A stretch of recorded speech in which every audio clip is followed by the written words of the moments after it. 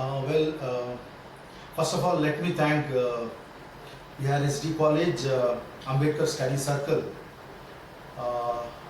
which is organizing a one-day webinar on Ambedkar and his ideas related to caste and other aspects. And let me thank Principal Mr. Jha and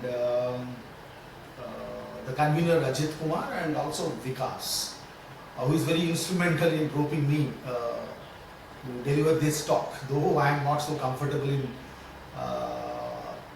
giving these online recording lectures, but still, the current situation demands such kind of continuous learning process. And so once again, let me thank ARSD College for giving me this opportunity to discuss on whatever the ideas which I am engaged as part of my research. Well, today I'll be speaking on Ambedkar's views on religion. In fact, both how, for him, like Hinduism and Buddhism, how they contradicted each other, and why he was so critical about the Hindu religion, and why he opted for Buddhism as a last, resort. And it was a very thorough, long, deliberated attempt by Ambedkar to embrace Buddhism, and it has a different, significance in the history of India. Now let me say that what is religion for Ambedkar? For Ambedkar, religion must be based on principles, but not on rules. Any religion for that matter, for him, a religion is supposed to be based on principles. But when it comes to Hindu religion, when he tried to engage, he felt that Hinduism is based on, or Hindu religion is based on rules, where there won't be any space for a kind of reform or change that can be acquired in the process of social change. Suppose what he said, that if a religion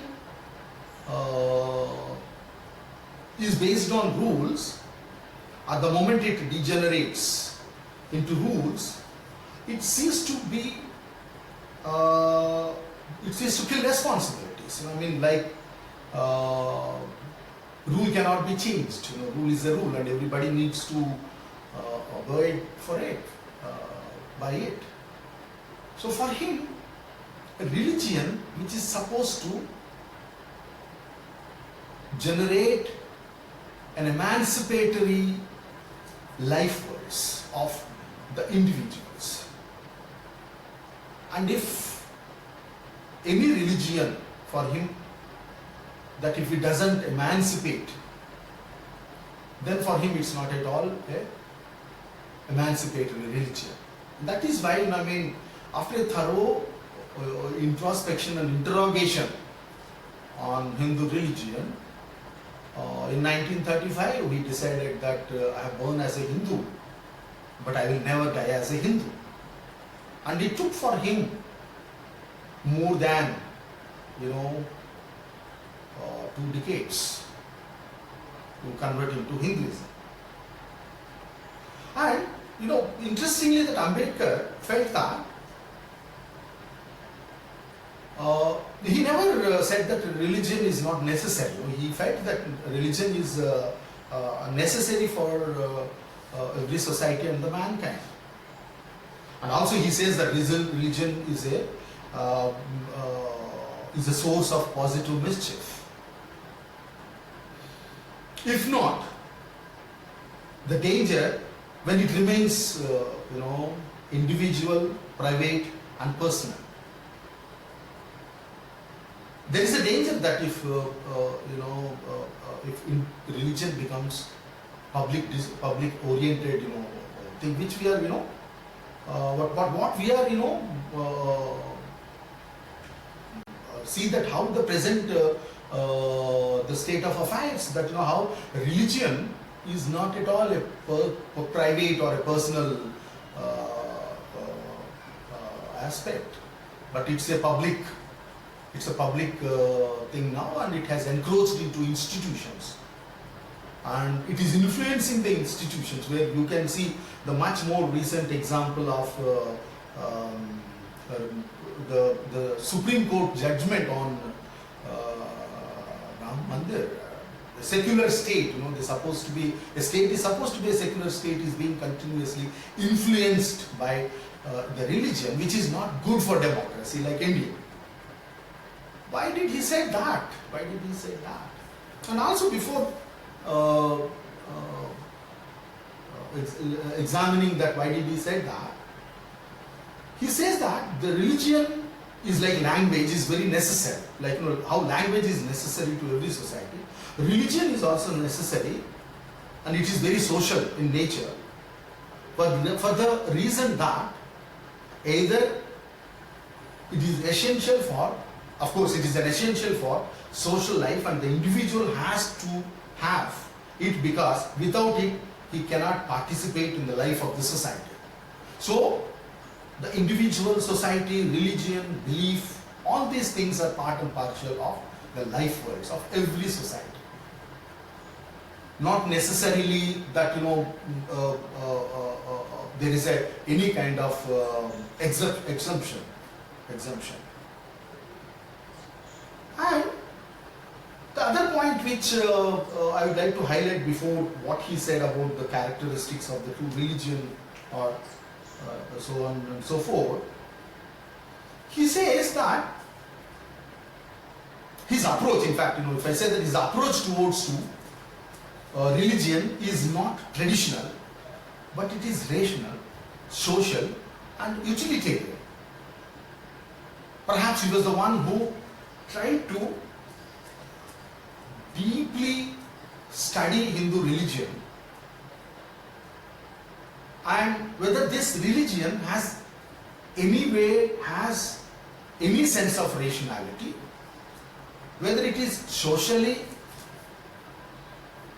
acceptable for everybody, and how this can be utilitarian in the context of utilitarian for all the communities which they believe in. And he says that further, what he says that religion must be judged by social standards,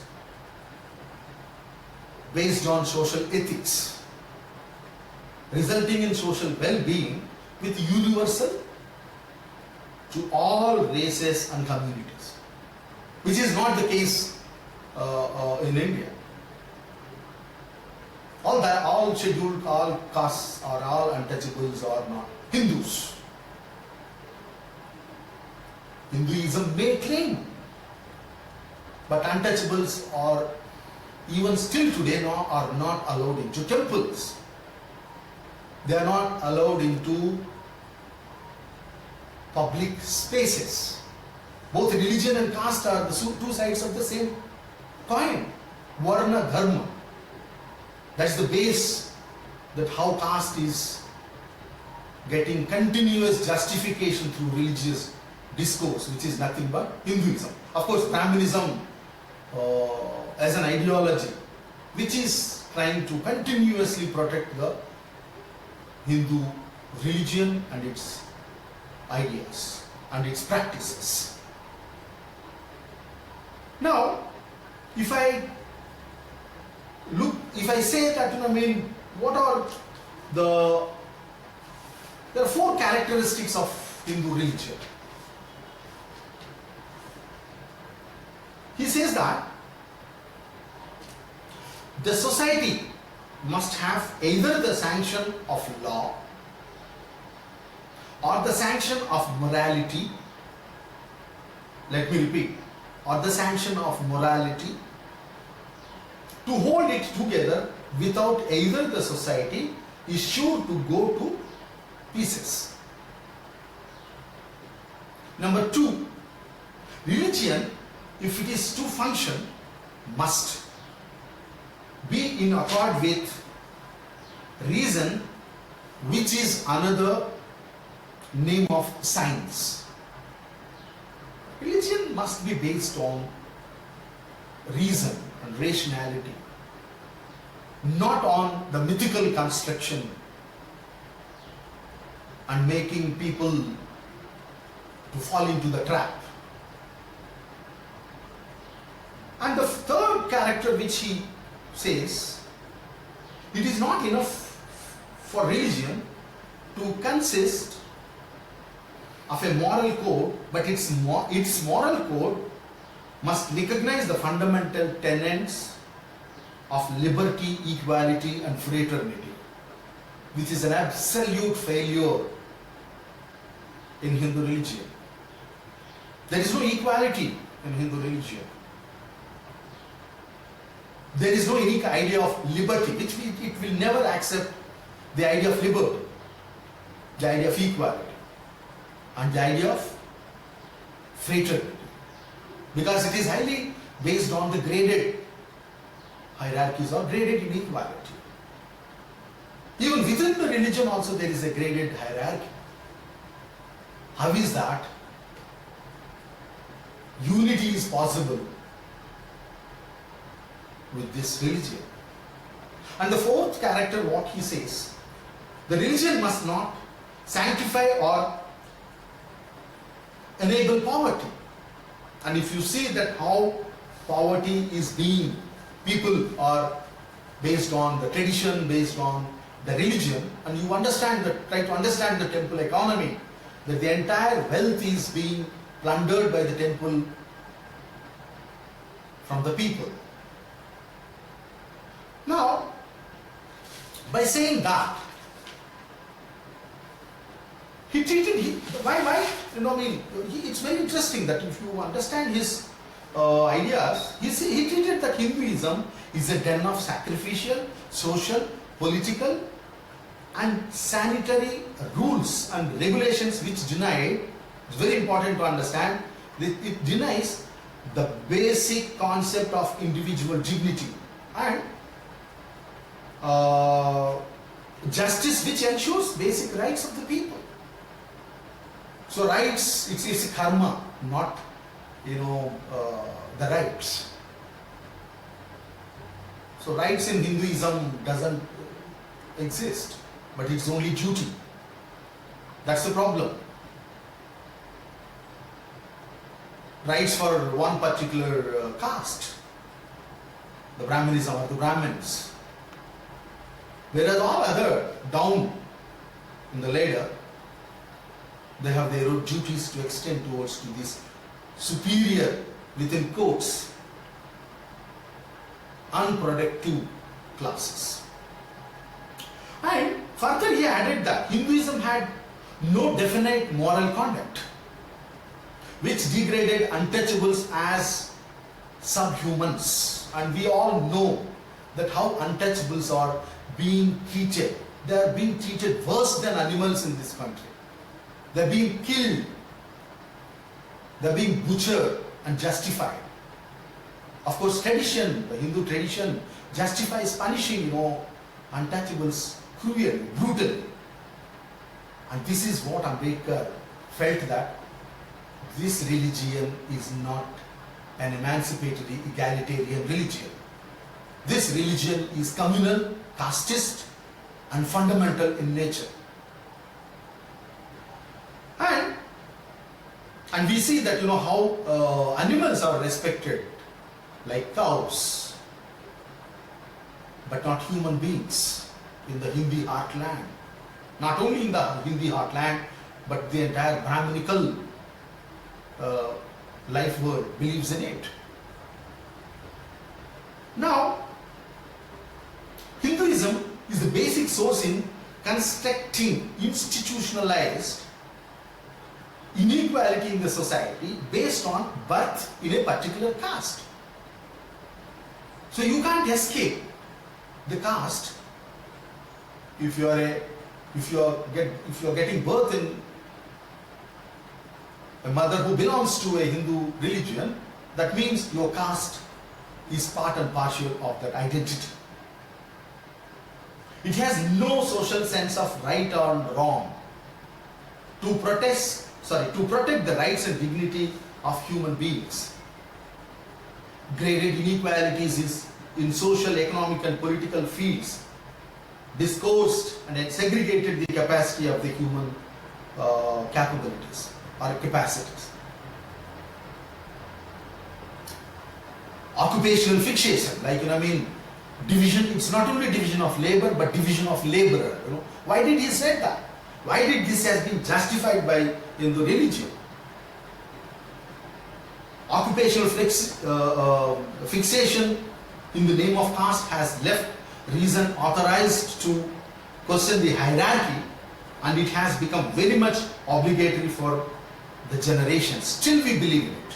Still we believe that Brahmin is meritorious and a Dalit is non-meritorious, which is a false notion of construction by the Brahminical discourse.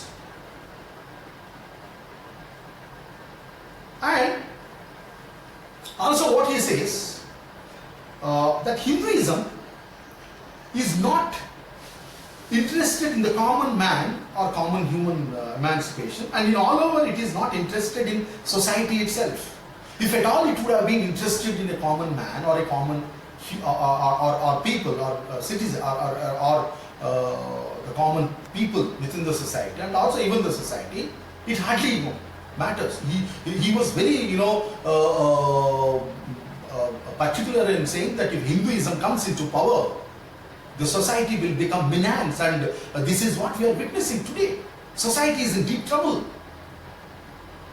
There are a lot of contradictions that has been pitched among communities, pitched among religious groups, pitched among caste communities for its own political and cultural advantage, and to maintain its supremacy in the religious discourse, where at one level Buddhism is becoming more challenging to Hinduism in contemporary India.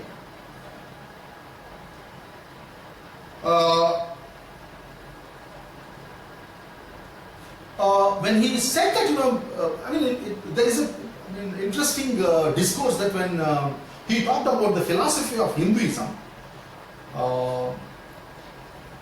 the interests of common man as well as of the society as denied, as I said, suppressed and sacrificed to the interests of a particular class who feels themselves as Superman or super class, which is a Brahminical class. Further he says that it is well known that Hinduism preaches separation instead of unity. Is there any unity? Is unity can be achieved? In Hinduism, it is full of separation, graded hierarchies, men among gender, among castes, among subcastes, among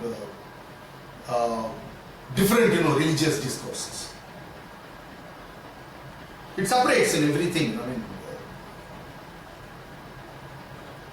The act of propagation is in contemporary India is a meaningless one. One may say that no unity in diversity, but there is no unity at all. Then what is the idea of unity? And now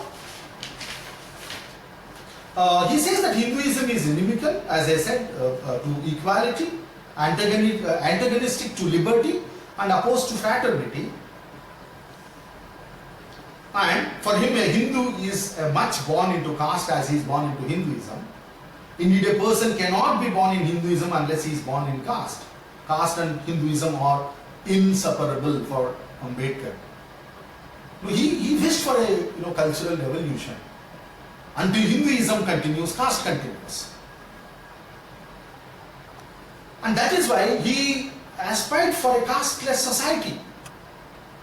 How is it possible? I mean, he felt that Buddhism is the only religion or is the only space how the casteless idea can be, really debated or it can be achieved for that matter. See how Buddhism, he said, of course, Buddhism, he went on debating on Buddhism, he went on studying about Buddhism and its significance in the Indian history and the battle between Buddhism and Hinduism and how this religion is very emancipatory in idea. Buddhism is, which plays a very important, so casteless society can be achieved only with Buddhism, and that's how he embraces Buddhism, and according to him, Buddhism which promoted non-violence, and Hinduism for him is a fully, if you look back into, or if you look into his work on revolution and counter-revolution, it speaks that how Hinduism promoted, violence through its religious scriptures, whereas Buddhism, which believed in, the idea of non-violence. And also, in Buddhism, rights, the idea of liberty, equality, fraternity, justice, all this can be, really achieved. And if I conclude, or if I give few more points, and then I conclude. I mean, for him, Buddhism brought a great social change. And how did he play a very important role in bringing the social change? For him,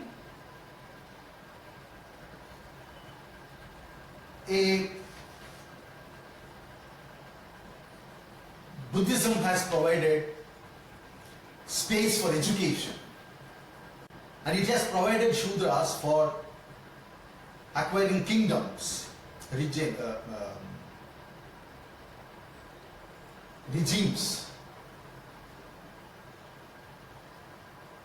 and the democracy was established. The idea of democracy has its own roots in Buddhism, not in Hinduism. And Buddha, as a political philosopher, who tried to understand the society, the relationship between individual, society, and many other institutions, has established a democratic order which challenged, and it's a challenge towards to the hierarchical, authoritarian, Brahminical order. And ultimately,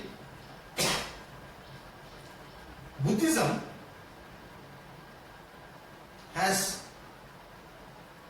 become an option for Ambedkar, and in fact he went on arguing for how Buddhism is very much part of religious liberation discourse. So I mean, in a nutshell, that how in contemporary India, the communal casteist religious fundamentalism is continuously being challenged by the alternative religious discourse through conversion, into Buddhism, or even many people are converting into Islam, converting into Christianity. Now one need to try to understand why is that such things are happening, and it is precisely because of the nature of Brahminical Hinduism, which is becoming highly undemocratic in order, is the main reason that it's not considering their own the people as part of the common discourse or common space. So, I mean, Ambedkar, to conclude, for Ambedkar, a religion which promotes a democratic setup is a religion, and he found that in Buddhism, and that is how Buddhism is a very important religion which has its own, roots in this society to be rightly understood. And his entire, writings is full of engaging with different religions, not only with Hinduism and Buddhism, but also with different religions, which gives a broad understanding of on Ambedkar, on religion by Ambedkar. So I conclude here, and I thank again ARST College asking me to speak something on Ambedkar, which I am working, and I wish the college good luck. Thank you very much.